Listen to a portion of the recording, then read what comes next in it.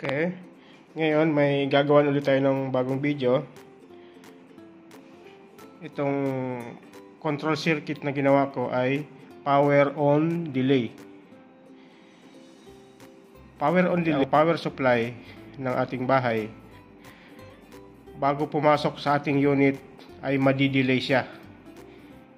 Hindi kagad siya papasok sa unit. Kahit saang application to pwede. Kahit anong load ng application pwede, lalong-lalo na sa mga split AC, kahit anong AC pwede to, application na to.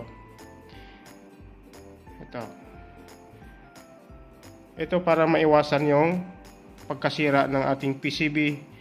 Pagkapatay sindi ang ilaw, ang power supply, maaring tamaan yung maliit na pyesa ng ating PCB, kaya nasisira, nagkaka-error. Ito ng ating unit ng ating air conditioning. Kahit anong application to pwede. Power on delay. Ito siya. Ito yung magkocontrol ng power supply ng ating unit sa bahay. Sa ref pwede to, lalo sa mga inverter, split AC inverter, ito pwede to. Ang kinuha ko dito, bago pumasok sa unit, dumaan muna ng timer. Ito yung diagram niya. Ito siya. Itong ginawa ko na to ay sa Daikin to. Ginawan ko ng power on delay. Ito yung MCB, selector switch, overload, stop, start, R1. Ito yung relay. Ito yung magkocontrol itong relay na to. Ito yung NC contact. Ito yung auto signal. Pwede mong i-auto, pwede mong i-manual.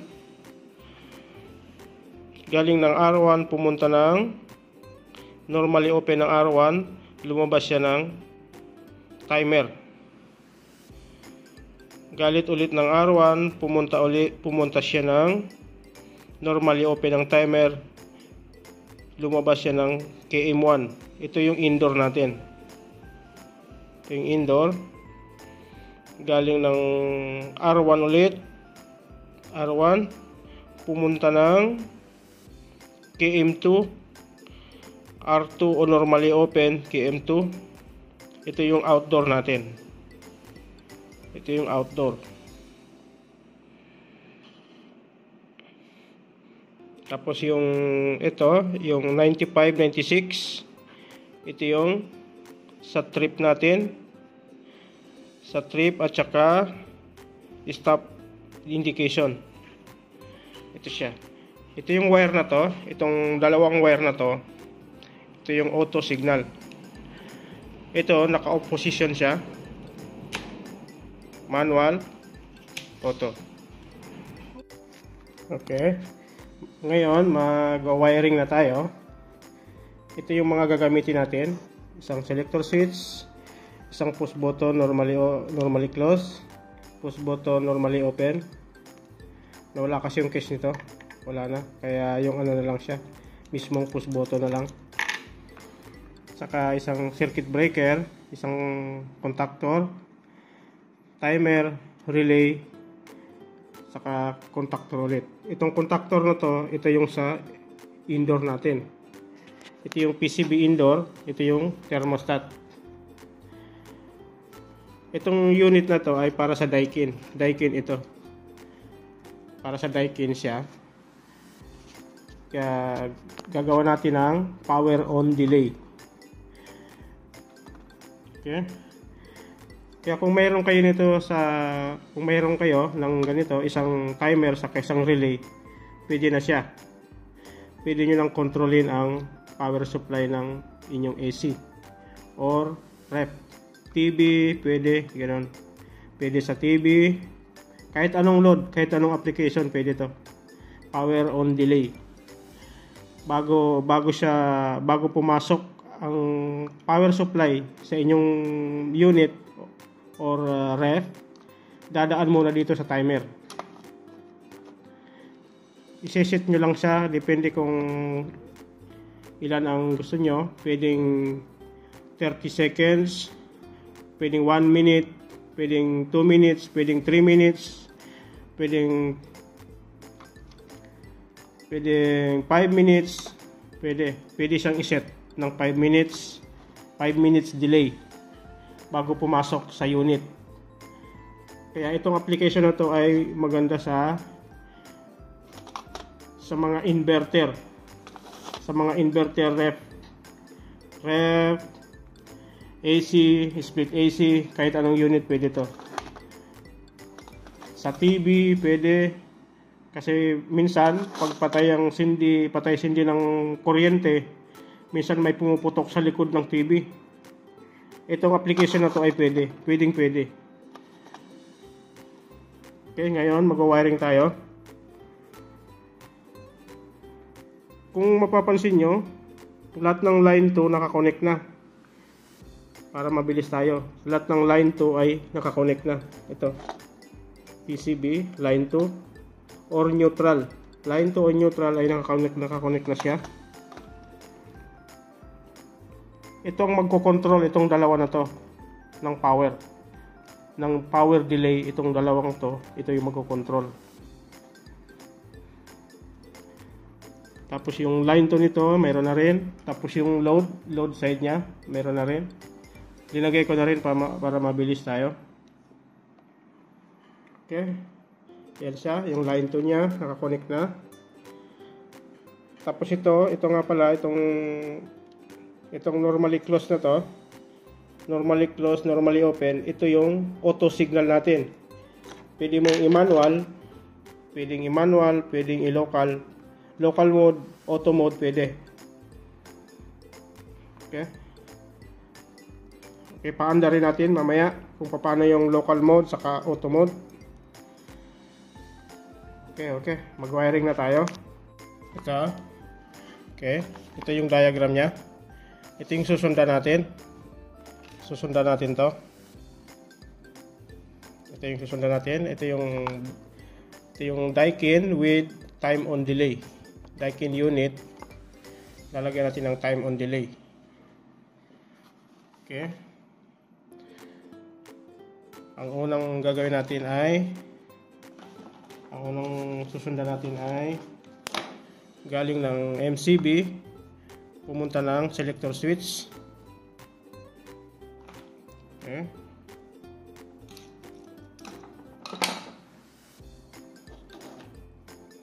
MCB, walang tayo ng wire.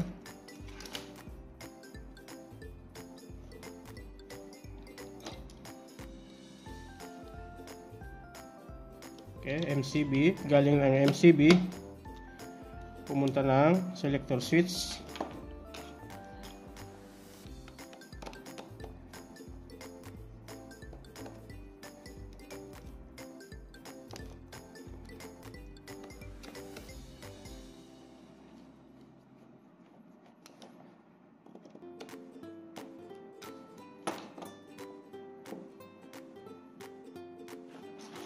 Ito siya.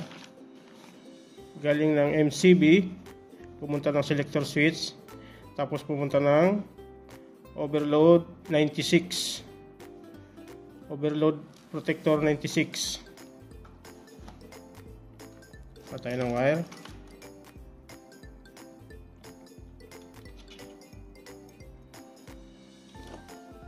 Yung out niya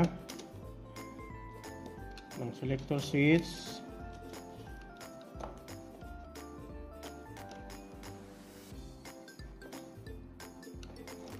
Pumunta ng 96 ng overload.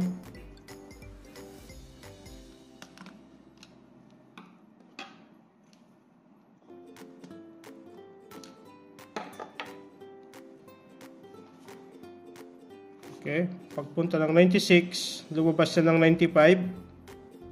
Pumunta ng stop push button.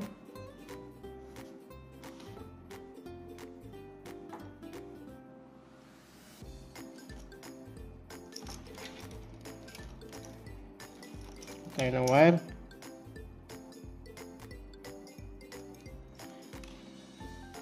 95.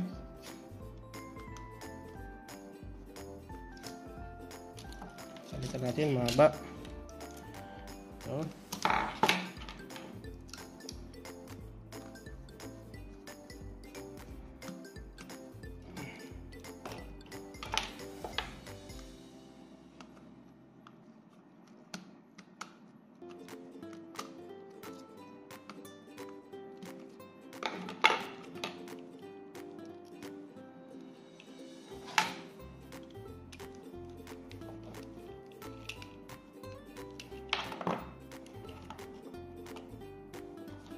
Okay. Galing 90, paglabas ng 95, pumunta ng stop push button. Paglabas ng stop push button, pumunta siya ng start push button. Okay, ito na siya.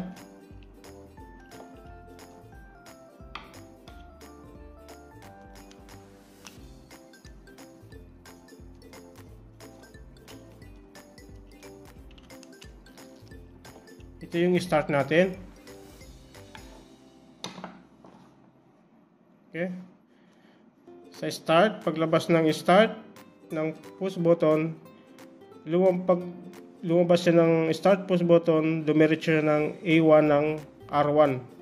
A1 ng relay. Ito yung relay natin. Dito siya pumunta.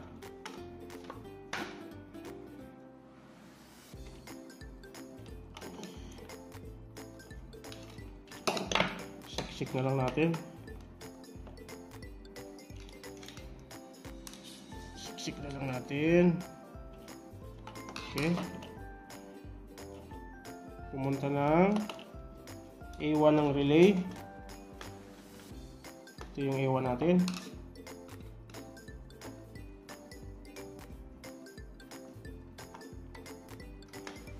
Okay. Tapos na tayo sa A1 ng relay. Tapos na tayo sa A1 ng relay. May line 2 na rin siya. Nakakonek na yung line 2. Ngayon dito tayo. Dito na tayo sa latching. R1, normally open. Galing ng stop. Magtatap tayo dyan. Papunta ng normally open ng R1 ng relay.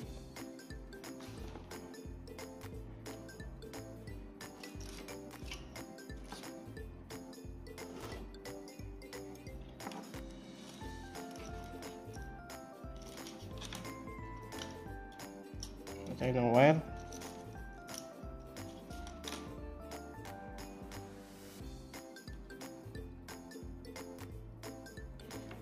Okay.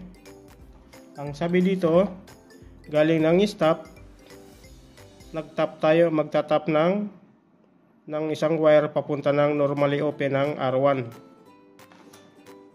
Galing daw dito sa stop. Ito yung stop natin. Magtatap tayo dito.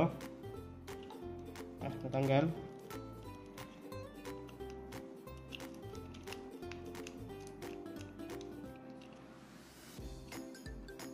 Kapitan natin, natanggal.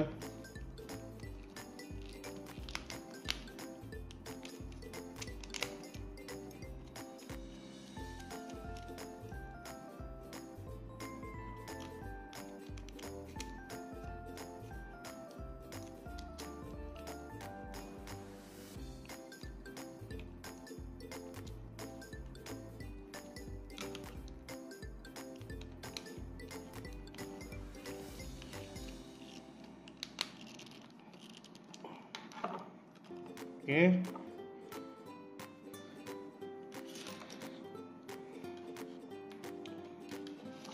Maiksi.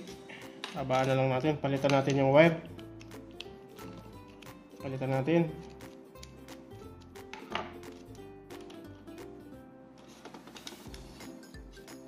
Abaan natin. Ikakasya.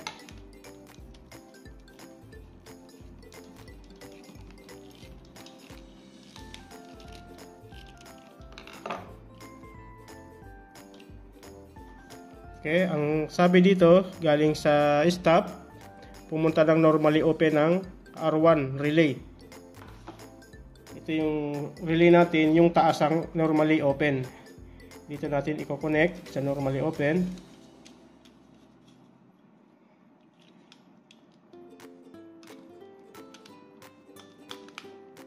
Gusto natin connect sa normally open.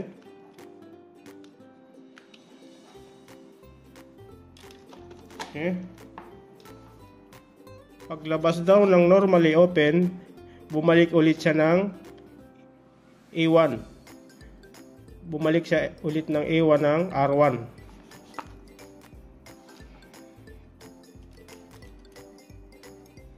Siya.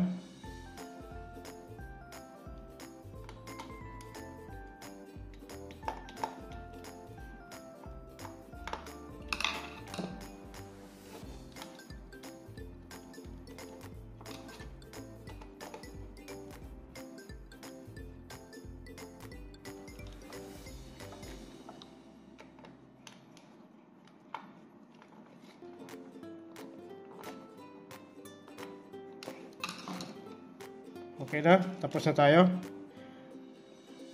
Paglabas niya ng normally open ng R1, bumalik ulit siya ng A1. Ito siya.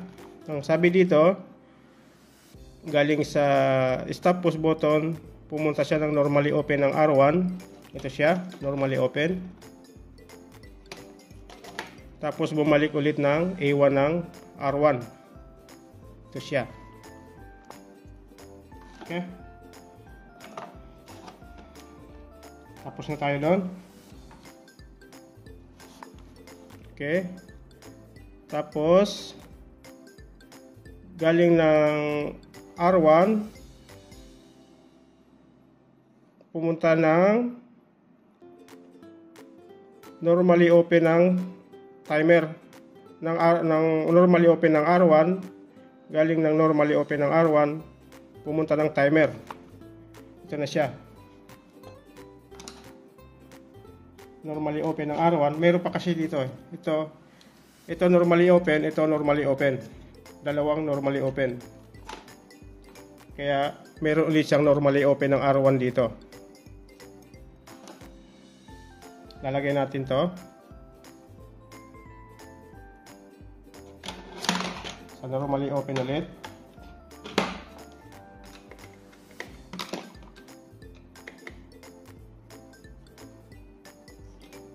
Normally open.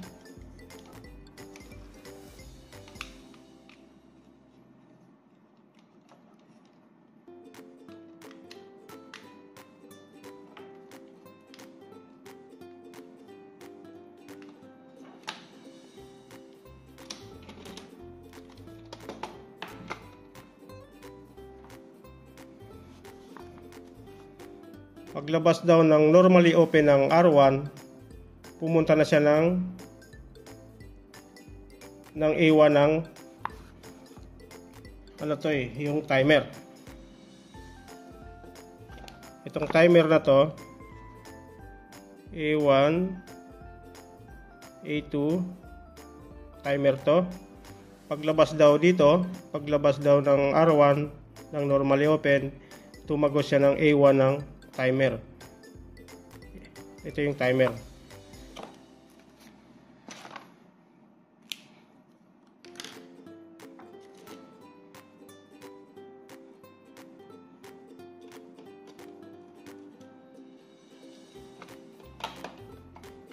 Okay. A1 ng timer. Ito.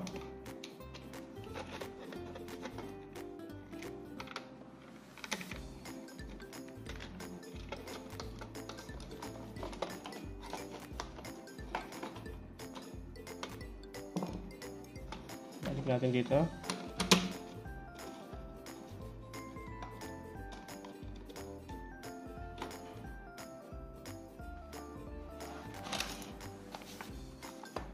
A1 tapos line 2. Lagay natin yung line 2.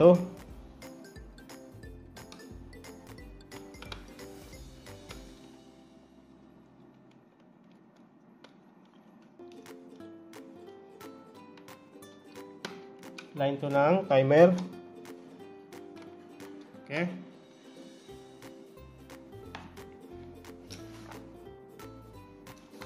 Tapos na tayo doon. Ngayon, galing ulit dito sa R1, pumunta siya ng normally open ang timer. Normally open ang timer. Okay? Pwede tayong kumuha dito. Pwede tayong kumuha sa 96 kasi isang linya lang naman siya.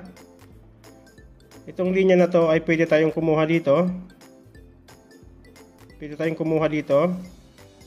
Masikip na kasi dito. Wala nang paglagyan. Kukuha tayo dito sa 95. Papunta ng normally open ang timer. Ito yung normally open ng timer. Yung 11.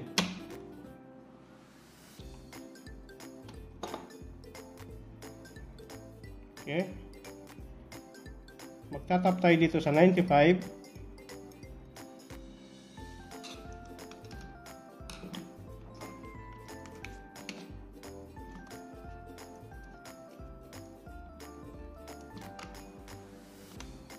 Tapos pumunta ng normally open ang timer.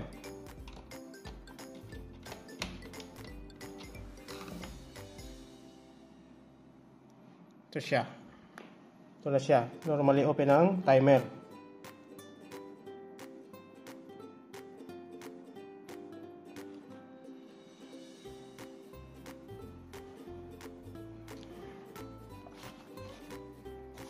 Okay. Paglabas ng normally open ng timer, pumunta siya ng KM1.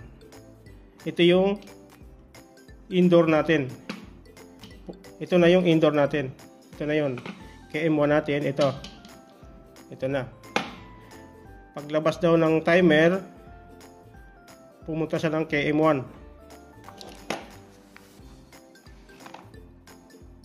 Natanggal to. Higpitan muna natin.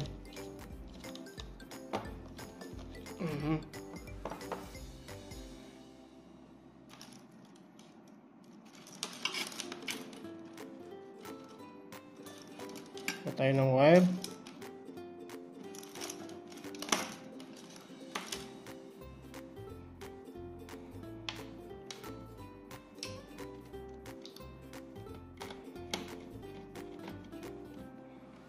Sana nasundan nyo.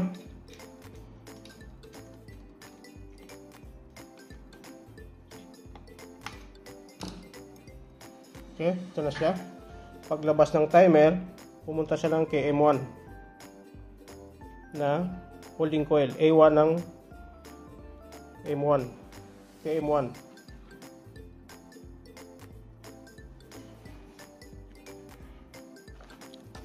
Ulitin natin. Galing sa 96. Kasi ito wala nang paglagyan. Wala nang paglagyan sa relay. Kaya dito na tayo kumuha. Isang linya lang naman siya. Isang linya lang siya. Paglabas daw ng normally open ng timer, pumunta siya ng KM1. Ayun na siya. Okay, tapos na. Ngayon, galing ulit siya sa 96. Dito sa linya na to, galing ulit siya dyan. Pumunta ng normally open ng R2. Ito yung R2 natin. Nilagyan ko ng R2 ito. Ito yung relay. Relay ng indoor. Ito yung outdoor natin. Ito yung outdoor. Sana nasundan nyo. Ito yung outdoor natin. Ito yung R2. Ito na yon. Okay.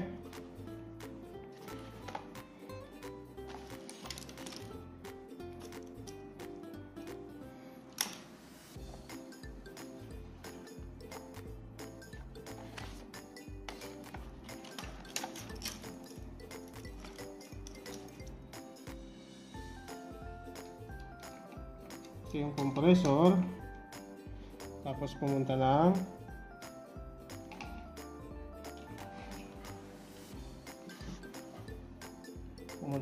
A1 ng KM2.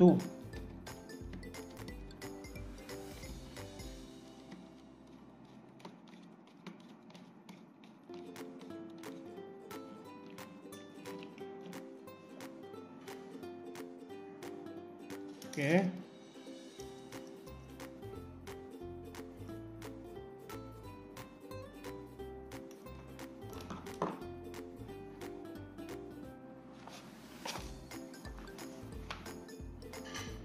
Okay. Nalagyan na natin.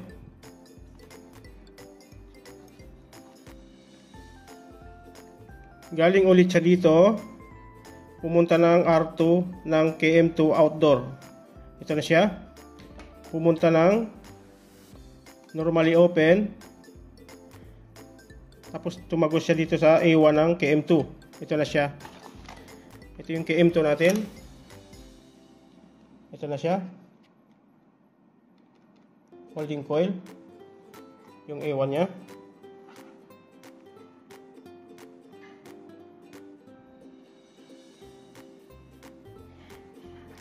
Okay.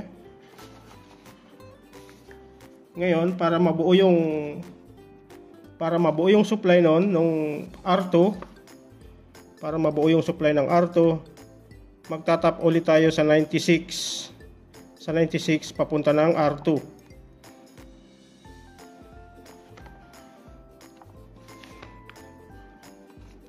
Kaya ako tinap dito kasi wala na paglagyan ng sa relay. Pwede naman dyan sa relay. Pwede naman tayo mag-tap dyan. Pwede. Ngayon, punong-puno na to. Dito na tayo magtatap sa 96. Papunta dito. Kasi isang linya lang naman siya. Line 1 lang naman siya. Parehas lang siya line. Okay.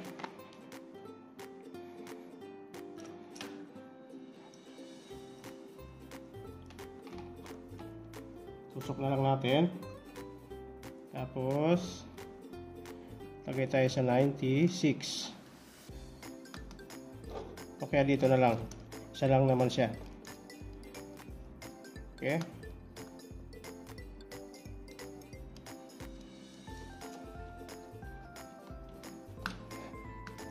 Isa lang naman siya.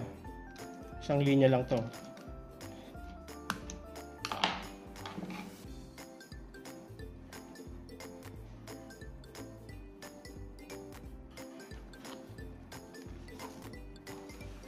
Okay, tapos na. Ngayon, dito naman tayo sa auto signal. Ito yung galing sa selector switch. Pumunta dito sa normally open, normally close ng switch. Tapos bumalik ulit siya ng R1, A1 ng R1.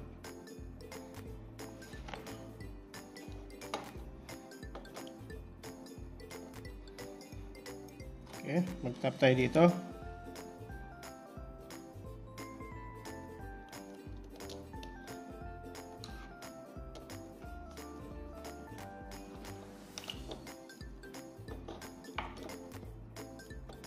Ito yung switch natin.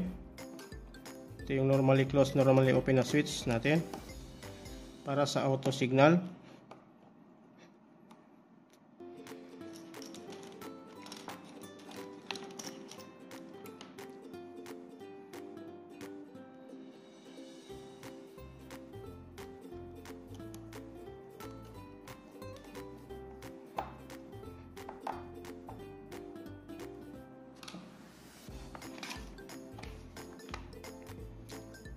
Sa auto signal, dito tayo magtatap sa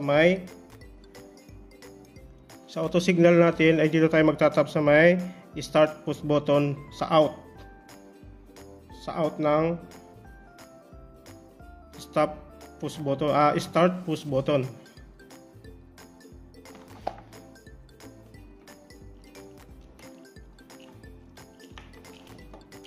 Ito yung start natin. Sa out daw tayo sa out ng start push button. Ito yung out.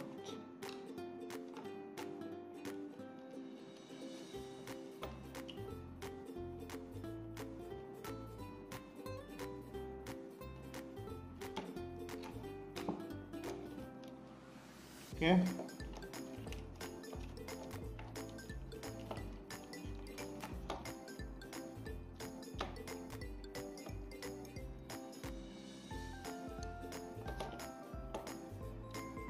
Tanggal ulit. Nakatanggal siya.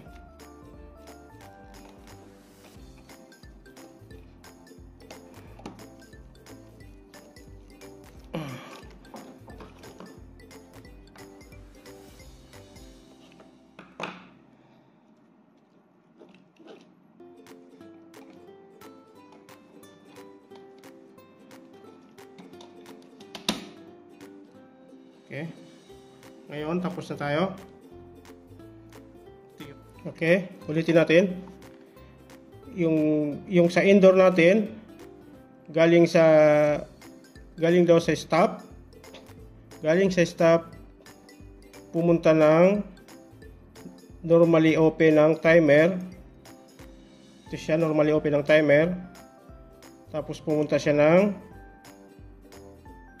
PCB. Ito yung KM1 natin. Okay, susupply natin.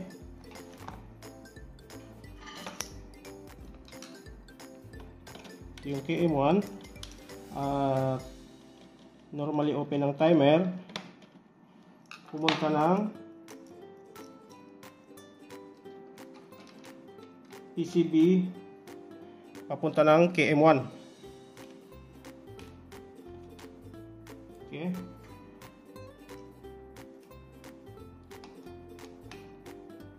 Tapos lumabas siya pumunta siya ng KM1. Wala na ibang color, puti na lang.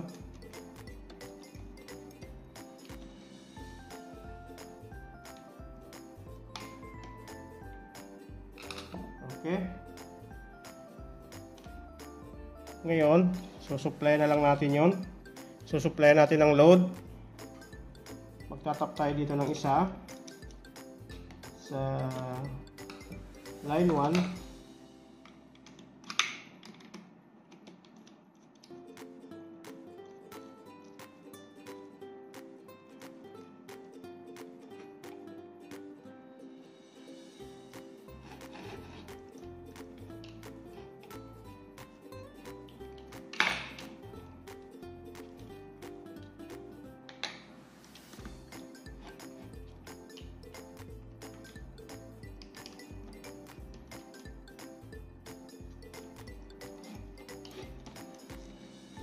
Okay. Sa line 1.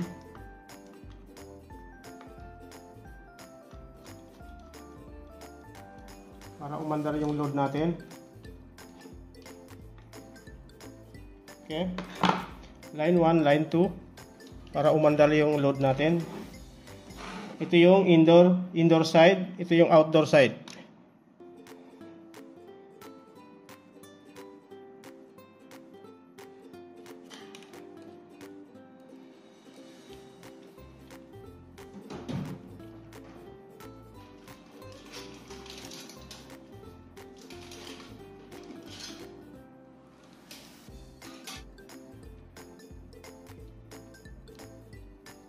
Ito yung outdoor natin. Ito yung indoor.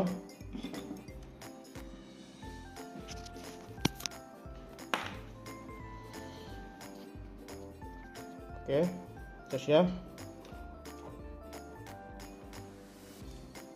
Kompleto na. Sana nasundan nyo. Kung di nyo man nasundan, pwede po kayong mag-comment. Bibigay ko sa inyo ang buong diagram. Kung sakasakali na di nyo nasundan. Ito yung thermostat natin. Ito yung thermostat. Ito ay para sa Daikin unit. Nilagyan natin ng time on delay. Okay.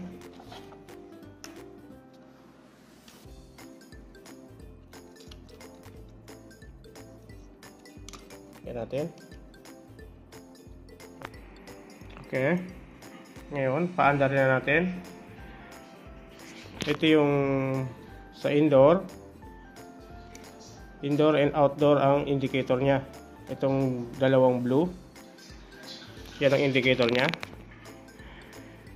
Tapos, paandarin na natin. Yung red, yun ang stop indicator. Yung dalawang blue na yon, outdoor saka indoor. Ito yung indoor, ito yung outdoor. Okay, paandalin natin.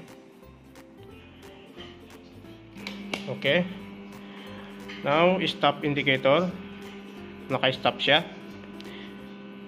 Hindi pa siya pumapasok sa unit, pero may power na siya. May power na siya. I-on natin dito. Yan. Wala pang powering yung unit natin. Naka-standby lang siya dito sa timer.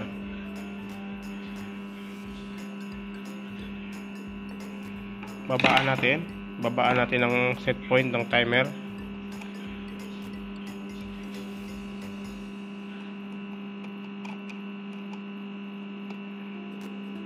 Okay, naka-counting na siya.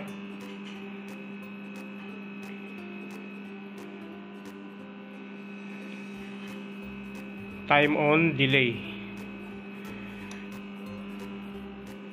Ayan siya. Saka lang siya nagkaroon ng power ang unit. Okay, under yung indoor.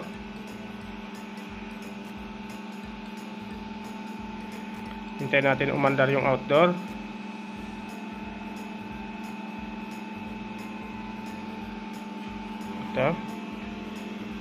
Ito epektibo ito sa mga inverter AC, ref, TV, sa may mga PCB board. Ito napaka-importante, lalo na kung patay sindi ang ilaw, dahil maaring masira ang maliit na pyesa ng ating unit. Ngayon, umaandar yung outdoor, indoor. Ito nga pala, ito ay sa Daikin unit. Itong dalawang ito yung sa auto signal.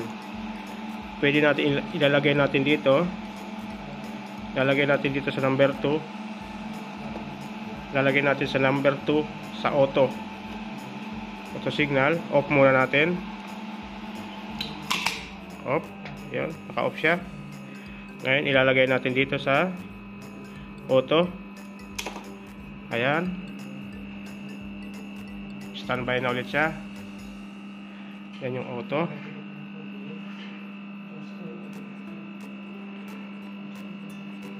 Antayin natin na umandar yung ino-hold pa niya yung power bago pumunta sa unit. Naka-standby lang siya. Okay, ngayon nagka-counting na siya. Saka andar ang ating unit.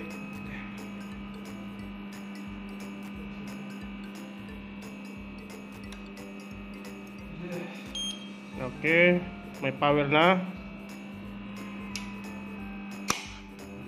Okay, andar yung indoor. Naka-auto mode siya. Naka-auto mode.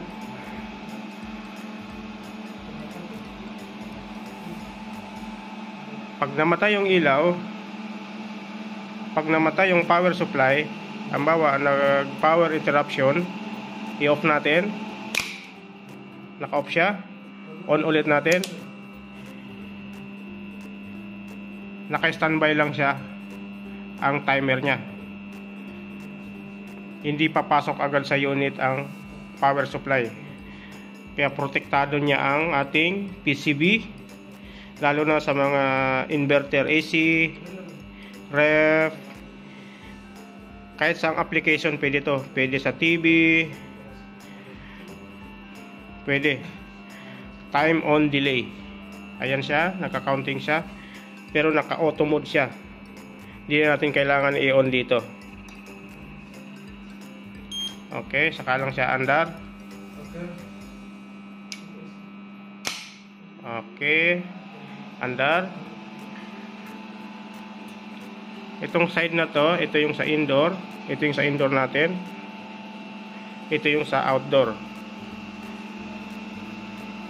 Ang nagko-control dito ng time delay, itong relay saka timer. Ito yung nagko-control. Okay. I-off ulit natin, tapos on natin. Antayin natin yung umandar yung compressor muna. Antayin muna natin umandar yung compressor.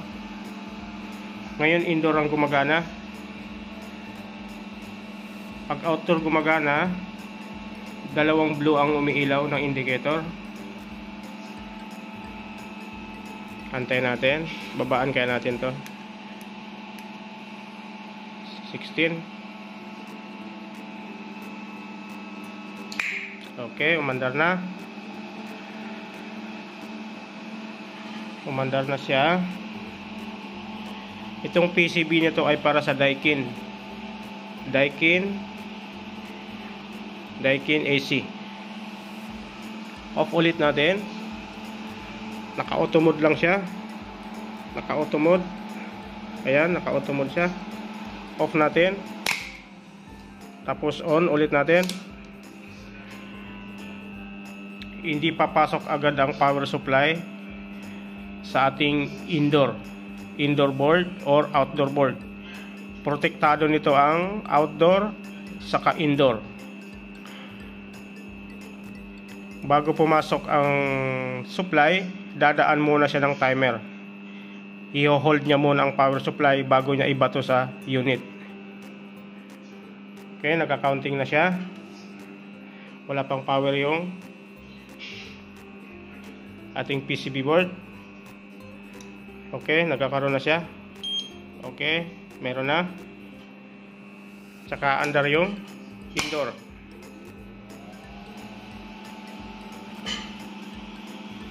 Okay. Ito yung timer natin. Ito, pwede natin tong taasan yung set point. Pwedeng taasan ng set point para matagal ang delay niya. Pwedeng 1 minute, pwedeng 2 minutes, pwedeng 3 minutes. Pataas, pwede. Para matagal ang delay. Ito ay kahit anong application pwede to. Lalong-lalo na sa mga inverter AC, ito ay napaka-applicable. Pwedeng gamitin to para maprotektahan ang ating unit na hindi siya masira agad ang PCB, lalo na kung patay sindi ang ilaw. Ayan, umandar na yung outdoor and indoor board. Outdoor and indoor, umandar na siya. Ayan, parehas umandar. Okay.